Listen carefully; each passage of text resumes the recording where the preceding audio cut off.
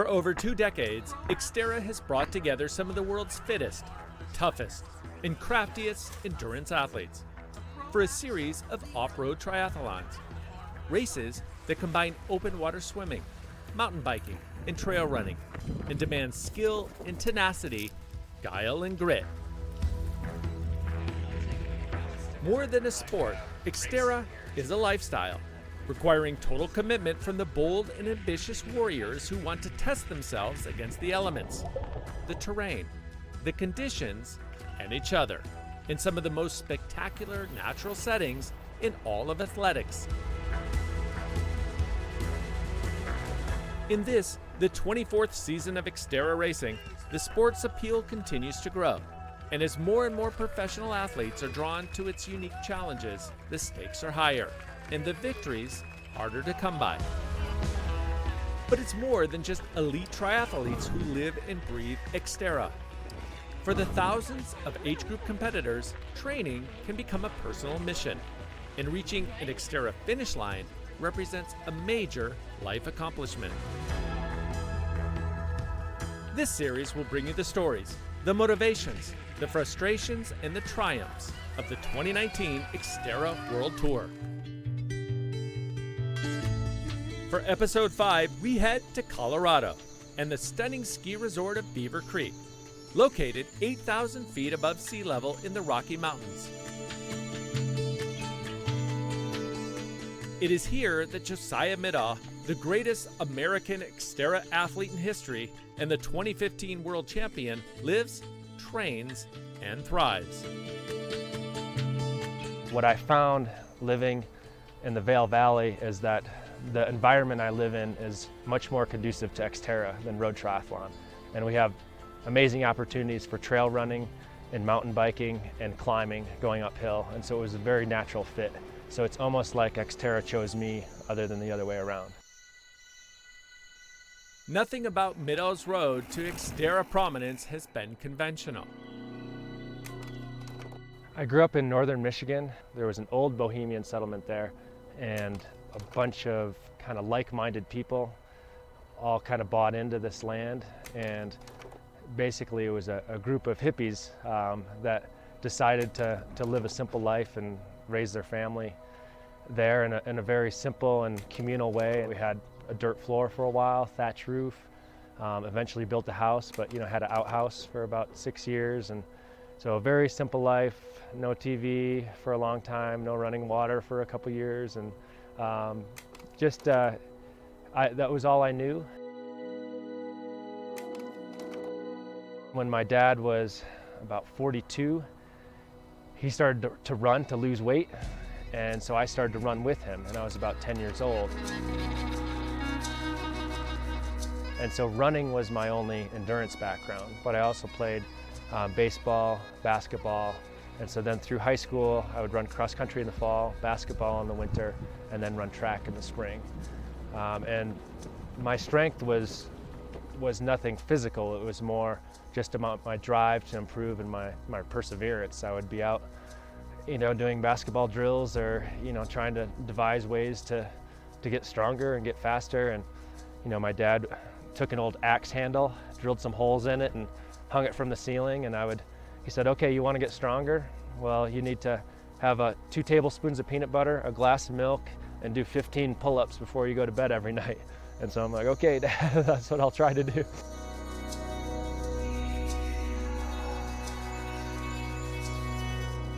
XTERRA Adventures is presented by Tea Tree, eco-minded hair care infused with natural botanicals.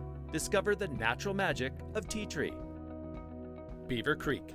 Explore the extraordinary at beavercreek.com. This segment is brought to you by Tea Tree by Paul Mitchell. After college, Middaugh moved to Colorado and tried his first XTERRA race in Keystone. I had all of this run fitness, but it didn't count for anything. I had a panic attack in the water. I did the side stroke, which is not one of the 4 strokes. And then I just suffered on the bike. I had never mountain biked before, and I was horrible, but I was hooked.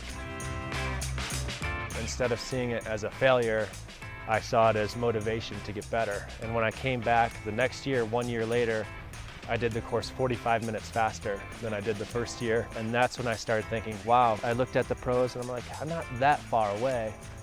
Let's see what I could do with this sport. What he could do, it turned out, was dominate his American competition.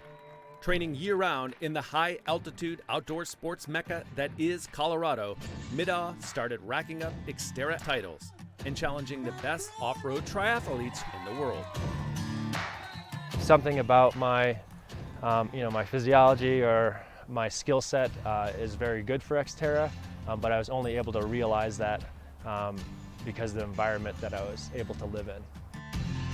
I realized, probably somewhere around 2007, 2008, when I finally finished third in the World Championship, that I was good enough not just to, get on the podium, but I had a real shot at winning the race someday. And so I approached that race from then on every year, going to the World Championship, thinking I had a really good shot to win, and really going for that top step, but coming up short many, many times. In 2015, in his 15th time racing the World Championship in Maui, Middaugh finally triumphed, claiming the global title despite crashing twice on the bike and once on the run. The highlight of my career was definitely winning the 2015 XTERRA World Championship. And throughout my career, I've had big setbacks too. I've had 5 knee surgeries. It was almost a blessing because I feel like it extended my competitive career that might have only been 10 years. Well, now I had an injury, I had a 2-year setback. That was 2 years that I feel like I tacked on to the back end of my career with each one of those setbacks, because it took me longer to reach my ultimate goal of finally winning that World Championship. The career-defining victory helped Middaugh secure additional sponsorship, so he could take on fewer personal training clients and focus more on his coaching business and his own athletic career. I was at the peak of my lifetime fitness, and I wanted to really see what I could do with that. Middaugh and his wife Ingrid, sweethearts since they were track and field teammates at Central Michigan University, have 3 children. Happy birthday to you. Happy birthday to you. Woo!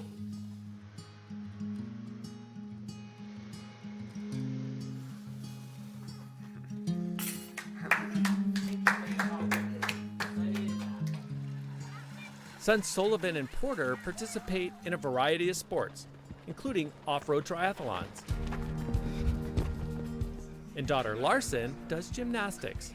That means a lot of chauffeuring for the busy parents. I get my training done wherever it fits into that, and a lot of times it's at 6 a.m. For my swimming, or I'm fitting it in the middle of the day between dropping kids off, doing my computer work, and picking kids back up. And so I don't have, I'm not taking a nap every day. I'm not doing recovery modalities. I finish my training and I get right into the next activity. This is my 20th year competing in XTERRA, and for anybody that's a full career, and it's more of just a feeling of gratitude to be able to do what I do, and I'm so fortunate for that. And I feel like I've finally, I actually have built a career, and that has been my goal, to be able to do something that I love, feel fulfilled from that, and also be able to make enough income to raise a family. And it's not that it's easy, and I have to hustle, and there's a whole lot of easier ways to make a living for sure. But I just feel really fortunate and grateful to be able to do that. This segment is brought to you by Maui Jim Sunglasses. 20 years into his XTERRA career, Middaugh may feel fulfilled, but he's still hungry to win. And on July 20th, the day of Beaver Creek XTERRA, he had his work cut out for him. Among the elites gathered on the shore of Nottingham Lake, a nippy 67 degrees on race morning, were New Zealand's Sam Osborne, who has beaten Middaugh in their 2 previous meetings this season, and Karsten Madsen, a rising talent from Canada.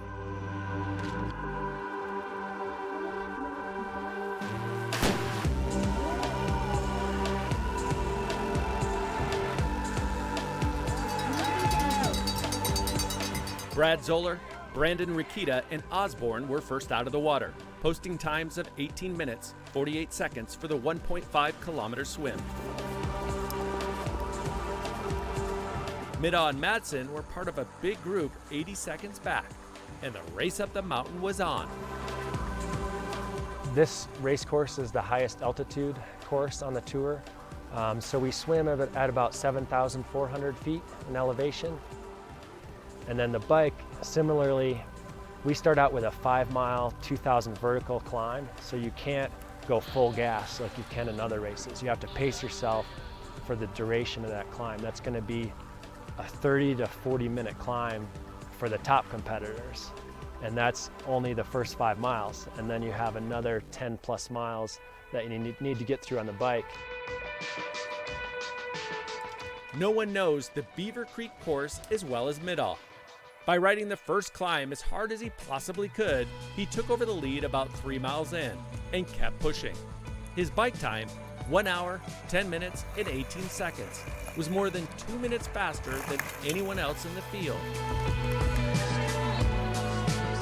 Early on in the race, I wouldn't say that I felt great because you're suffering, but based on the position I was, I'd never caught the lead so early in the bike, and I knew that it was my race to lose at that point. I was probably humbled today by the altitude. I think I've got a newfound respect for it. It was incredibly tough, and I went to some really deep, dark places today. So you're really just trying to play on that red line, and I guess Josiah managed to play a little bit easier with it, or he played his cards slightly better in the swim. I have no idea what the split was out of the swim, but we heard something like 2 minutes. So for him to close the 2-minute gap as quickly as he did was, super impressive. With a 1 minute, 40-second lead heading out of transition 2, Middaugh kept the throttle open. It's always easy to get splits when you're in second or third, but when you're in first, you don't get reliable splits because it might be from something 10 minutes before, so you don't know for sure. Middaugh had the legs to extend his lead. The 40-year-old charged to the win in 2 hours, 9 minutes, and 26 seconds, his 7th career victory at Beaver Creek. One of the feelings that I get crossing the finish line is relief. Definitely an emotional component to it too. I crossed the finish line with my daughter and a friend. Osborne, the New Zealander, held on for second place, and Madsen of Canada threw down the fastest run split of the day to move up to third. I was not disappointed by any means. I mean, to race somebody at home with the quality of an athlete like Josiah is always going to be tough. I said before the race, it's not so much the home course advantage, it's, I guess, the people. You want to come out, you want to perform in front of your family and friends, and it always brings out something special in somebody.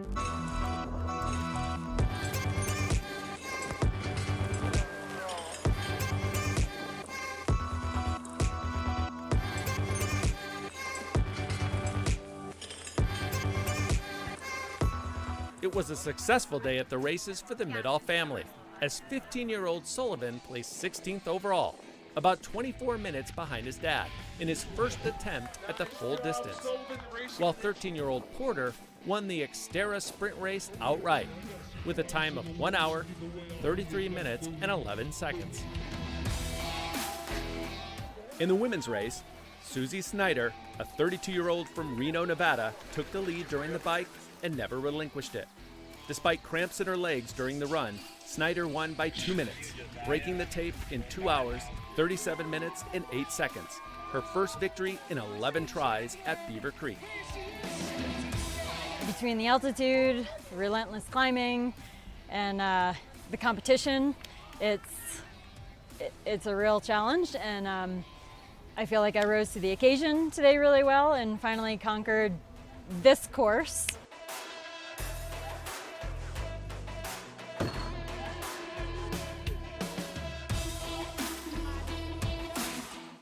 XTERRA Adventures is presented by the Maui Visitors and Convention Bureau. Visit gohawaii.com/Maui. XTERRA, racing and apparel for your active lifestyle. Visit XTERRAplanet.com. Liz McLean has made a habit of rising to the occasion. A veteran of the U.S. Air Force, McLean is still new to XTERRA, but she has always used athletics as a way to cope with challenging situations. My first marathon was actually in the 2nd grade, so that would have been out in Eureka, California, and I was fortunate, I guess you could say, enough to be brought up in a household where we didn't just walk, we ran wherever we went, and yeah, that cascaded into a lifestyle for how I am now. Over the course of my life, I've probably done well over 50 standalone marathons, and that's separate from multi-sport events as well. A decade ago, McLean was deployed to Kuwait. She helped run the mortuary evacuation point, where the remains of American military members killed in Afghanistan were prepared for return to the U.S. Throughout the course of my time in Kuwait, there were approximately 170 or more service members that came through, and that was during the time that my commander was actually assigned there. We would put anywhere up to 10 bodies on a plane home per day. So our unit, the actual people that were responsible for the preparation of the remains, was a small group of young Marines, and I learned a lot about the trials and tribulations of that job. Having confronted death on a daily basis, McLean found it difficult to transition back to the banalities of everyday life when she left the military in 2011.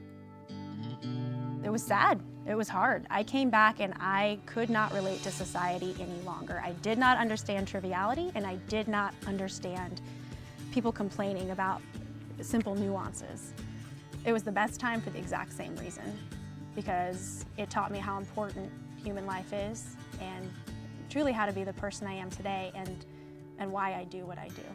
When you leave the service, you often are lacking a sense of purpose and a sense of mission. And for me, not just utilizing sport for leisure, but using it in a competitive state was the answer to set me up for the next chapter in my life. Having something to focus on and having something to train for helped me to see that I had other potential and other capabilities that I could tap into. This is one of my favorite from Kuwait, actually. So the Commandant of the Marine Corps came through, and I was responsible for him for a period of time, and at the end he thanked me for our experience together and slipped this to me, so it's always held a special place in my heart.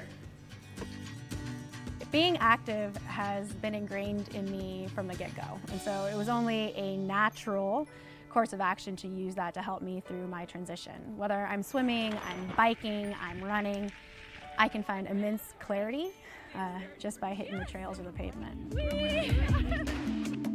When she moved to Boulder, McLean also found clarity through a new kind of adventure, paragliding. For me, it truly is meditation in the sky. I find it comparable to mountain biking in that you have to be very present and in the moment. And for someone like me, whose mind never stops and can be on the bike forever and come back and write a novel, both flying and biking tend to quiet my mind and force me to focus. It feels like freedom. Right there.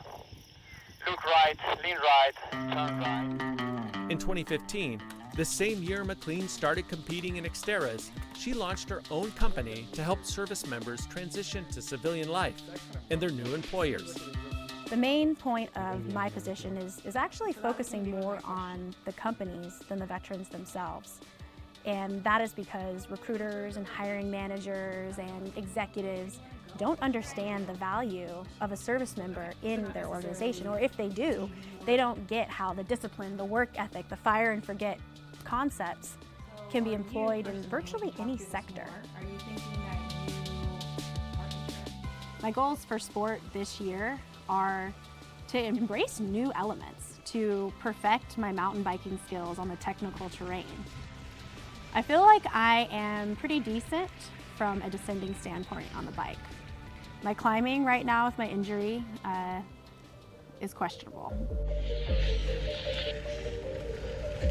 Nice and easy, heart rate. Despite having recently recovered from a couple of broken ribs, McLean finished 7th in her age group in 3 hours and 46 minutes.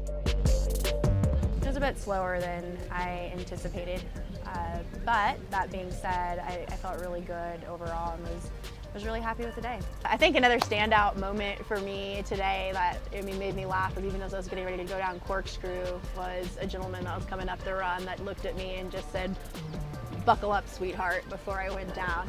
And it's that environment. It's different, you know, versus having heads down. It's a little bit more jovial, and for me, at this point in my life, I appreciate that atmosphere.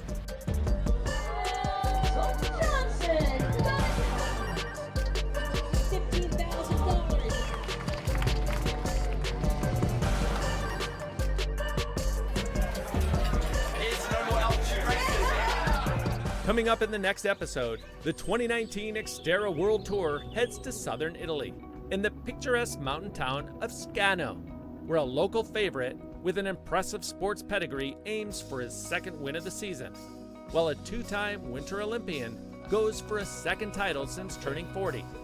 That's next time on XTERRA Adventures.